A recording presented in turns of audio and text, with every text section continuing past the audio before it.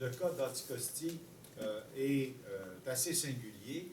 C'est probablement un des plus beaux cas de mirage spéculatif qu'on peut observer. L'industrie du pétrole, c'est comme celle de l'or. Hein? C'est des industries qui carburent, c'est le cas de le dire, au fantasme. Et les promoteurs ont toujours tendance à surestimer les potentiels. Et la raison pour laquelle ils font ça, c'est parce qu'ils ont besoin de drainer du capital pour faire monter la valeur des brevets et se dépêcher de les vendre pendant qu'il y a encore quelqu'un qui les croit. C'est essentiellement comme ça que ça marche. Bon. Alors, dans le cas d'Anticosti, ça fait longtemps qu'on sait qu'il y a du pétrole là. La question de son exploitation par les techniques de fracturation, ça, c'est plus récent. Mais encore là, c'est Marc Durand qui a montré d'une façon très, très convaincante que si jamais il y avait effectivement les réserves dont on parle, au mieux, on serait capable d'en extraire par fracturation à peu près 1 %. Et que pour ce faire, il faudrait, pour aller chercher au maximum, il faudrait 12 000 puits sur Anticosti. Bon, 12 000 puits, ça, c'est simplement pour sortir le pétrole. Ensuite, ça prendrait un éoléoduc reliant ces puits-là pour se rendre à un port à Anticosti. Et le port à Anticosti serait situé dans un des plus gros cimetières d'épaves du Golfe. C'est ça.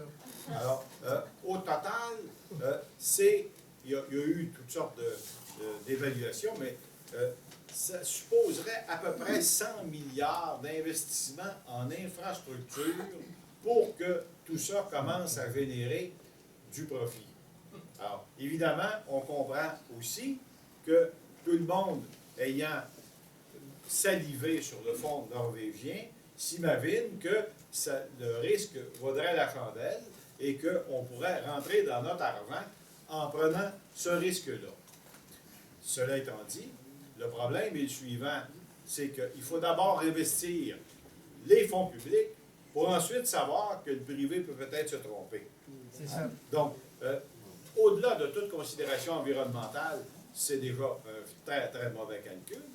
Et sur le plan environnemental, le saccage de l'île, comme tel, ne pourrait rapporter que sur à peu près 10 ans. Alors là, ça devient encore plus fou, parce que tout cet investissement-là, pour chercher du pétrole sur une période relativement courte. Parce que ce qu'on ne dit pas, dans le cas, par exemple, du champ pétrolifère de Bakken aux États-Unis, c'est que ce qu'on constate depuis la frénésie, c'est que le rendement moyen des puits décroît plus vite qu'on pensait.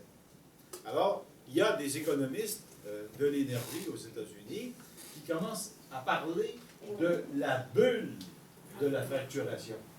Alors, c'est facile à comprendre. Les hypothèses sont les suivantes. Vous mettez un puits et vous pensez que vous allez aller chercher le maximum de son potentiel dans 10 ans. Or, vous vous apercevez qu'après 5 ans, il donne de moins en moins. Alors, qu'est-ce qui se passe?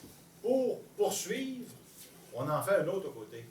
Alors, le développement de l'industrie aux États-Unis repose essentiellement là-dessus. On se dépêche pour neutraliser, on multiplie les puits pour neutraliser la baisse tendancielle du rendement. Alors ça, à terme, c'est fatal.